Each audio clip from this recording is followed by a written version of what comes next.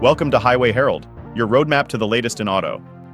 Ford, a pioneer among traditional automakers, boldly ventured into the realm of electric vehicles, EVs, by introducing electrified versions of its two most iconic models, the Mustang and the F-150. However, today, this transition is hitting some serious speed bumps. From disappointing sales figures to challenges in making EVs both reliable and profitable, and even resistance from dealerships, Ford's EV journey is proving to be a bumpy ride. Just a quick note, if you're a newcomer to our channel, we encourage you to subscribe for more thrilling content from the automobile universe. Come along as we explore 6 compelling reasons why we think Ford is on the verge of a major electric vehicle crisis. The tempest is only just starting.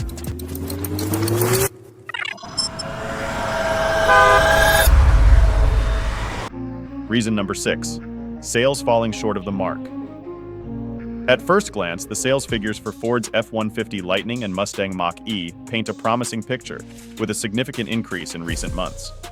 The last quarter of 2023 saw a remarkable 74% growth in sales for the electric pickup, while the Mach-E enjoyed a 3% rise compared to 2022, marking its best year since its 2021 launch. However, a deeper dive reveals a less rosy scenario. A key driver behind this impressive sales growth is likely the substantial discounts Ford has been offering on the all-electric pickup, with prices dropping by up to $15,000 depending on the model.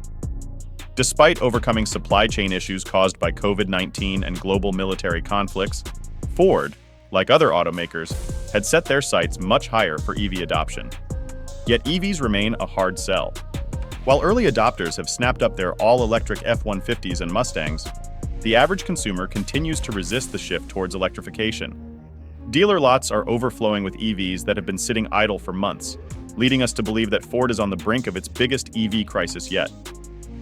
Reason number 5, Ford dealers reluctant to sell EVs. A year ago, Ford's CEO, Farley, had managed to convince 2/3 of dealers to fully embrace selling EVs. However, a year later, only half of Ford's dealers have opted for the certification program necessary to sell EVs. The rest have chosen to continue with traditional and hybrid cars in 2024. The certification program, which includes investments in charging networks and technician training, costs up to $1 million, making many dealers hesitant. The slower growth of EVs and the uneven pace of electrification across the US, particularly in rural areas, have compounded the issue. Selling EVs is currently more challenging than selling gas-powered vehicles. With supply chain issues resolved and dealer lots full, dealers can no longer rely on the hefty markups they've enjoyed in recent years. In essence, for dealers who took the leap, EVs are currently more of a challenge than an opportunity. This situation underscores the fact that while the shift to EVs is inevitable, we're still years, if not decades, away from this becoming a reality.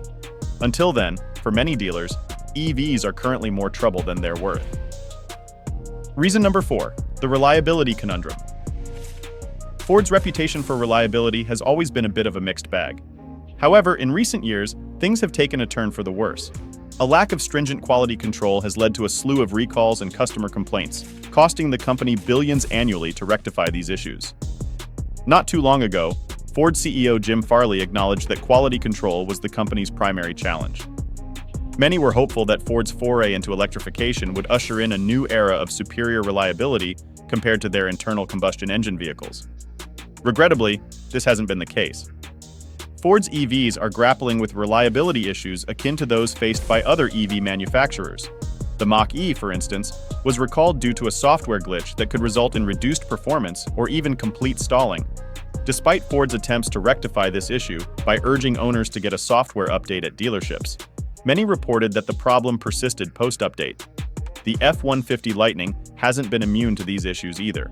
In early 2023, a charging session at one of Ford's lots in Michigan ended in a fire incident, prompting an immediate recall. But the battery isn't the only concern with the all-electric F-150. Numerous other issues have been reported, ranging from premature rotor wear, brake failure, regenerative braking issues, problems with the anti-lock system, to vibrations, and more. Reason number 3, the cost of going electric. While Ford's EV sales have seen an uptick from the previous year, it hasn't translated into profits for the company. Like its counterparts, Ford is still trying to navigate the complexities of the EV economy. Production costs remain high as the company grapples with optimizing the manufacturing process. The pressure from the administration on automakers isn't helping either. What's more concerning is the escalating losses. With an increase in volume, the loss also rose in the third quarter of 2023, reaching $1.3 billion. For context, the EV loss during the same period in 2022 was around $1.1 billion.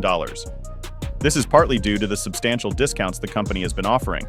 If we break down this figure by the number of vehicles Ford sold in the third quarter, it turns out that the company lost $36,000 on every EV. In the second quarter, that loss was around $32,350 per vehicle. We estimate that the total loss on EVs for 2023 was around $4.5 billion, leading us to our next point, Ford's decision to scale back on EV investments. Reason number 2, putting the brakes on new investments. Given the circumstances, where the company is hemorrhaging billions despite rising sales, it's no surprise that Ford's management has had to reassess its electrification strategy. Specifically, Ford has decided to slow down its investments to conserve capital. The market has proven to be more challenging than anticipated, with consumers being more resistant to electrification than expected, primarily due to high EV prices and inadequate infrastructure. As a result, Ford is now deferring $12 billion in planned investments related to electrification. Among the measures taken was the decision to slow down the production of the Mustang Mach-E. Additionally, the construction of the second Blue Oval SK battery plant in Kentucky, a joint venture with SK On, has been delayed. Ford's management is still undecided on whether or how to proceed with the Battery Park, Michigan plant, which is expected to cost around $3.5 billion. This is just the beginning. We may see more delays in the future. Reason number 1, Farley's wake-up call. Last year, Ford's CEO, Farley, embarked on a 650-mile journey from San Francisco to Las Vegas in his F-150 Lightning. This trip was an eye-opener, revealing the hurdles of rapid electrification and EV ownership. The primary issue was charging. A journey of this distance could be covered on a single tank of gas in many cars, including some versions of the gas-powered F-150. However, the electric F-150 could only cover 230 miles on a single charge, 320 for the long-range version. Farley had to charge his truck multiple times, facing numerous challenges. For instance, at a popular charging station in Coalinga, he could only access a low-speed charger, adding just 40% battery in about 40 minutes. This experience highlighted the current limitations of EV charging technology, which is still far from matching the convenience of gas-powered vehicles. The transition to EVs is inevitable, but we're still years, if not decades, away. Factors like charging time, infrastructure, battery cost, and lifespan need significant improvements. Given these challenges, it's clear that Ford will be adopting a more cautious approach to electrification in the coming years. Thank you for joining us on this journey. Don't forget to subscribe to Highway Herald to stay updated on the latest vehicle updates and upcoming videos. See you next time.